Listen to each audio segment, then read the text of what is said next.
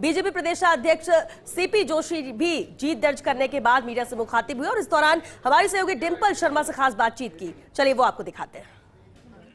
Chittorgarh Lok Sabha seat से CP Joshi ji की धमाकेदार जीत और हमारे साथ बातचीत के लिए मौजूद है। सर, क्या कहेंगे, जीत का परचम लहराया है, लोकसभा सीट से ऐतिहासिक जीत दर्ज। मैं इस संसदीय क्षेत्र की जनता का, पार्टी के कार्यकर्ताओं और सभी जनप्रतिनिधियों का हृदय की गहराई से आभार प्रकट करता हूं कि उन्होंने लगातार तीसरी बार किसी एक सामान्य कार्यकर्ता को संसद में भेजने का काम किया।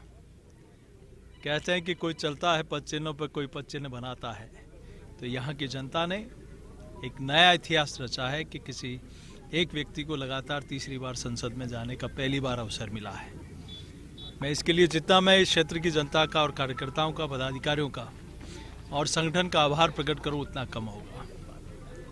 और ये विश्वास व्यक्त किया है उन्होंने 10 वर्षों में जो नरेंद्र मोदी जी के नेतृत्व में इस क्षेत्र में जो विकास हुआ है, जनता ने उस पर मोहर लगाई है। लोगों ने आधुनिक भारत के भाग्य विधाता, जिनके नेतृत्व में विकसित भारत की एक तस्वीर देश की जनता देखती है, उसी ध्येय को लेकर जनता ने भारतीय जनता पार्टी को समर्थन दिया है। सर, आने वाले 5 सालों में किन खास मुद्दों पर जनता को काम देखने को मिलेगा?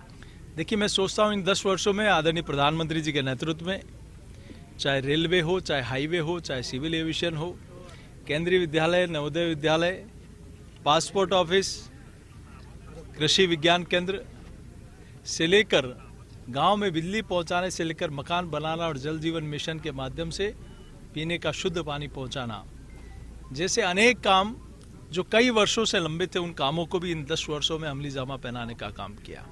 आगे और भी जो इस क्षेत्र की मांग होगी, इस क्षेत्र की जनता का आदेश होगा, मोदी सरकार में उन कामों को हम लोग पूरा करेंगे। सामान्य कार्यकर्ता था, कार्यकर्ता हूँ और कार्यकर्ता रहूँगा। मैं कार्यकर्ता के नाते ये अपने आप को खुशनसीब मानता हूँ कि मैं भारतीय जनता पार्टी का कार्यकर्ता हूँ और मैंने चित्तौड़ की धरती पर जन्म लिया है।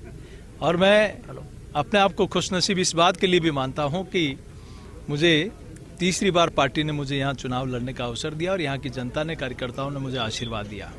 तो मुझे इससे ज़्यादा और कुछ नहीं, मेरी कोई वो नहीं है। मैं कार्यकर्ता के नाते इस क्षेत्र की सेवा कर सकूं, यही मेरे लिए सबसे बड़ी बात होगी। तो बिल्कुल ये थे हमारे साथ सीपी जोशी जी, जिनकी ऐतिहासिक जीत यहाँ पर दर्ज हुई और साथ ही साथ खास बात ये देखने को मिली कि राजस्थान में 2 बड़ी ऐतिहासिक जीत, एक राजसमंद और दूसरी चित्तौड़गढ़ लोकसभा सीट से 2019 से 2014 में जो आंकड़ा था उससे ज्यादा वोटों के मार्जिन से सीपी जोशी यहाँ से जीते हैं। और देखना होगा कि आने वाले जो कुछ घंटे हैं उनमें क्या तस्वीरें रंग लेकर आएगी। मैं कैमरा पर्सन विनोद गोस्वामी के साथ Dimple Sharma, first India news, Chittorgarh.